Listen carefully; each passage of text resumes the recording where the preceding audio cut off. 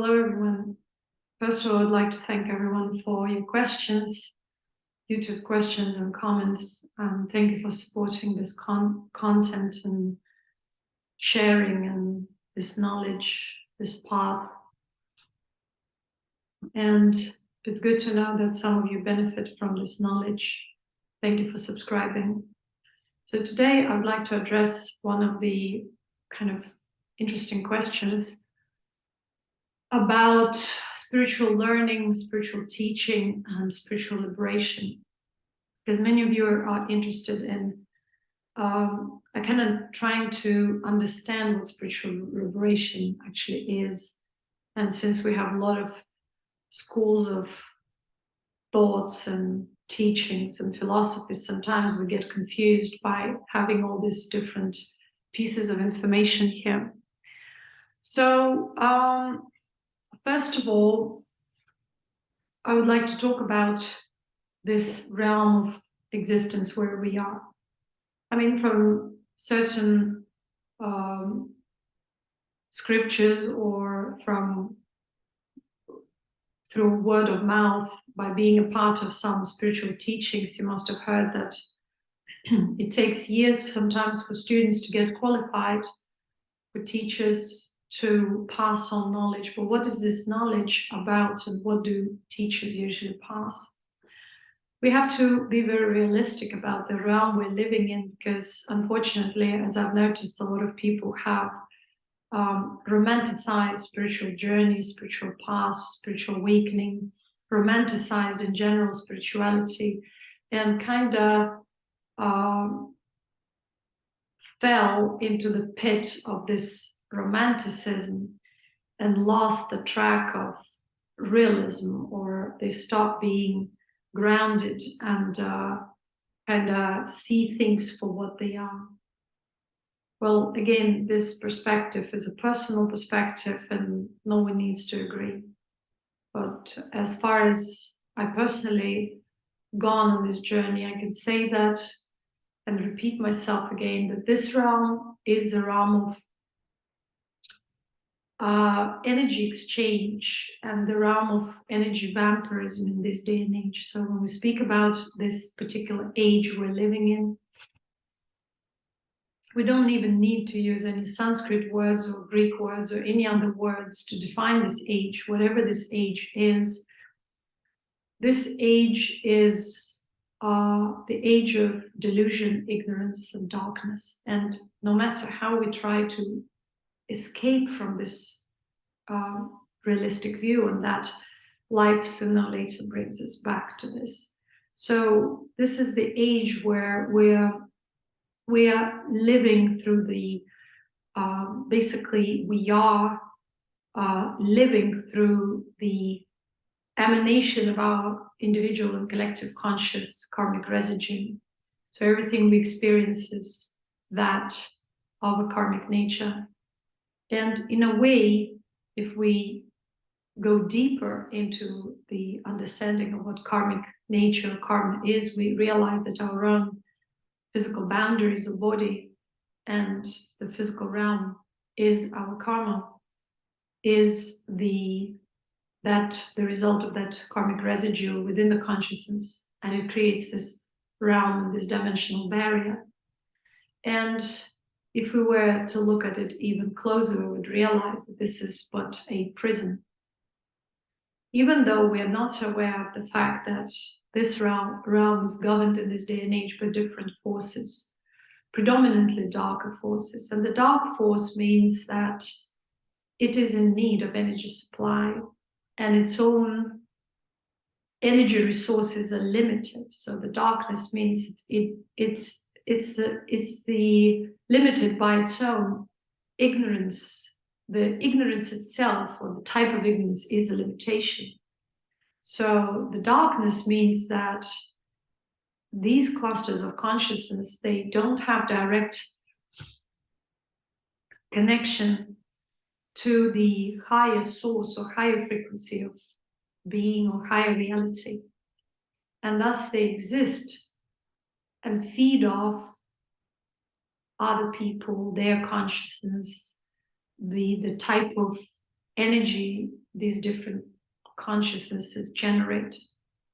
And so when we speak about spiritual liberation, spiritual knowledge, we are to be realistic and to come to this realization about the reality of the realm we're living in.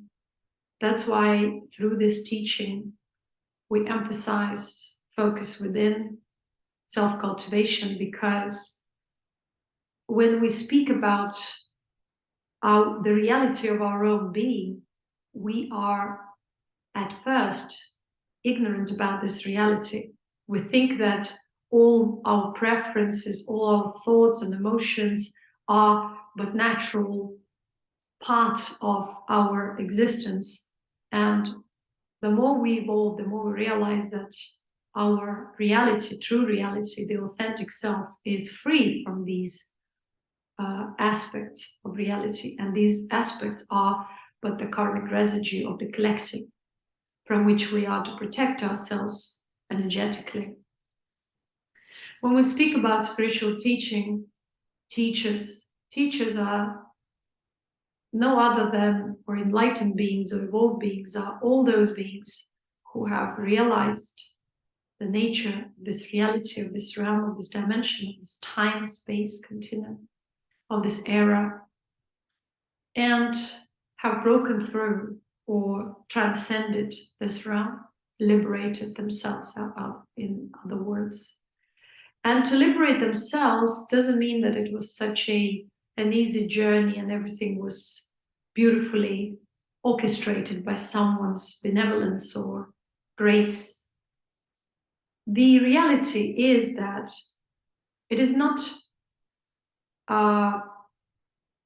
some sort of it's not a myth that most of the teachers have tested their students for decades, at least for some dozen of years, to make sure that this being is in their core, emanating light and choosing that light in every moment, every minute of their existence throughout these years of testing. So to liberate someone, if a teacher decides to take a disciple, it means they are ready to fight for this disciple, for their liberation. They are ready to become, in some cases, their cannon meat energetically. They are ready to protect them with their light. The majority of people are living in illusion. And they think that, okay, if they're following someone, that this someone has to fight for them, protect them, shower grace on them. The reality of things is different. One has to prove oneself that they are choosing light, high frequency of existence within their own being every moment for a long time. And their life is nothing but a test. This entire existence is but a test, and not a test from anyone. The reality itself tests one.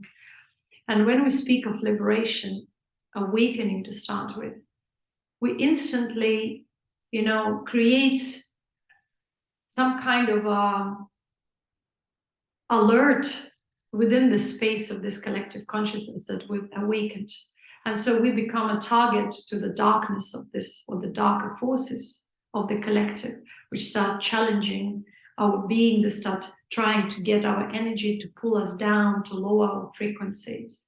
That's why so many people experience psychotic episodes, experience emotional turmoil or torment.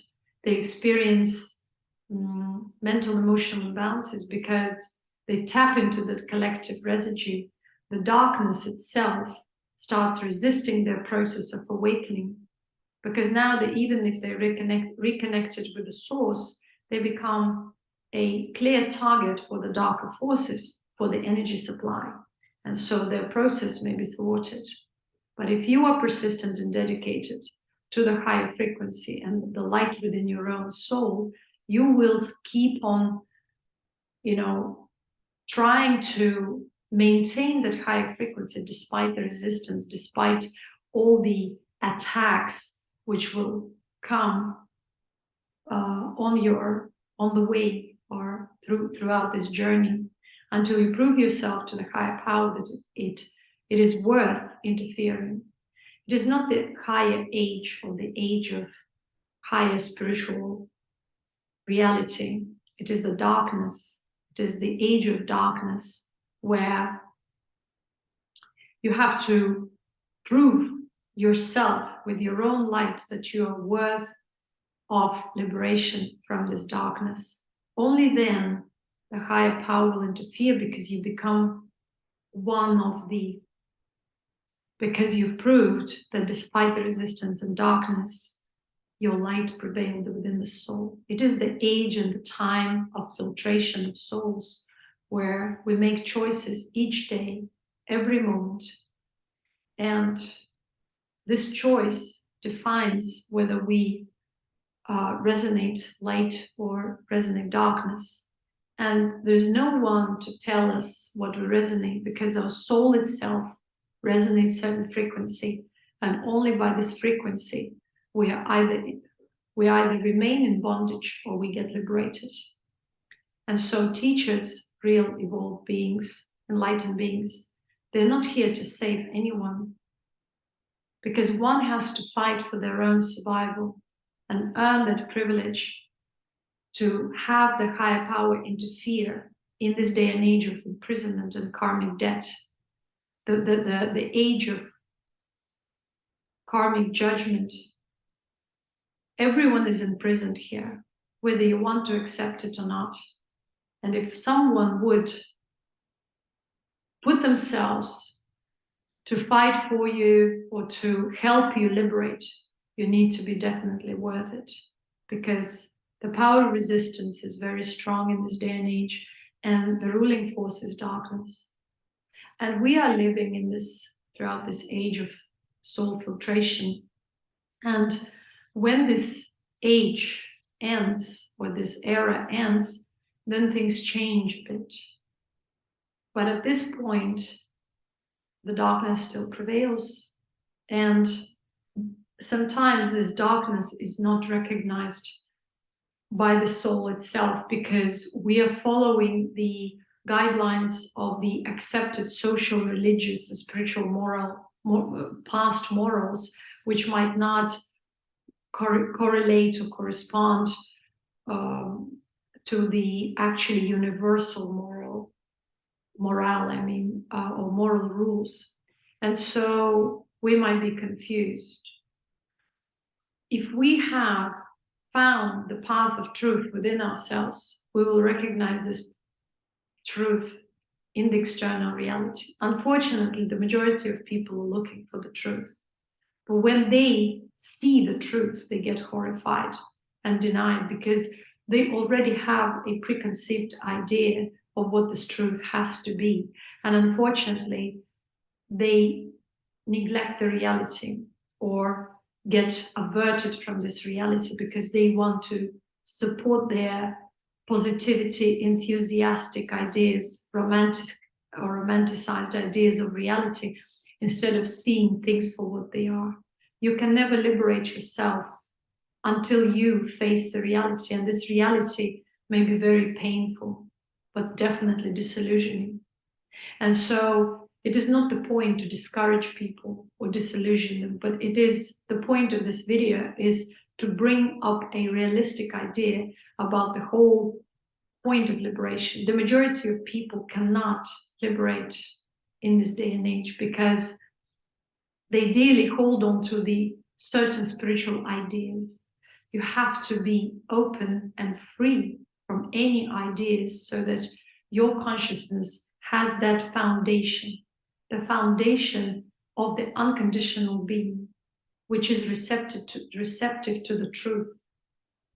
Otherwise, you will remain in the clasp of darkness, and darkness is illusion. It's all kinds of ideas, ambitions, false understanding of life that just create a false sense of meaning. And by pondering this meaning, by holding on to this meaning, you drain your true self, the self that is unconditional, that can't be boxed. And before you identify this authentic self, you cannot find within yourself the path of liberation, because the path of liberation is not dependent on the external sources. The higher power is not someone in the physical reality necessarily. It's the higher reality of existence. It's the collective higher consciousness which vibrates different frequency, higher frequency. And if that frequency is not found within one's own soul, we can't experience the phenomenon of blessing or the grace of our own higher being. And thus we cannot find the path to liberation. It doesn't need to be difficult, but it becomes difficult only for those who hold on dearly to all the false ideas, to all the limited ideologies, philosophies, meanings of life, and whatnot. So the state of liberation cannot be described. It doesn't define by the conditional definitions, yet it is definite inner knowing, but it is knowing even beyond that definition of who I am, because that I am, it's wholesome, it's blissful, but not defined by the external reality, by the projection. That's why it exists, but it doesn't exist for the projected reality. That's why sages always call it as nothing, but it is in reality a wholesome identity. The identity that is rooted in being is fulfilled by itself because of being connected to the higher frequency, higher reality. And yet it is very clear about the reality of the projection and the projected dimension, a part of it, a part of which it is through the body. Yet the body also undergoes changes, and thus, even though it appears as physical, the quality of its existence changes from within. I hope this video got you somewhere, at least brought you some realistic perspective. Maybe it wouldn't resonate with everyone, but it is what it is. Thank you very much for your attention. Again, thank you very much for your questions and support. Bye.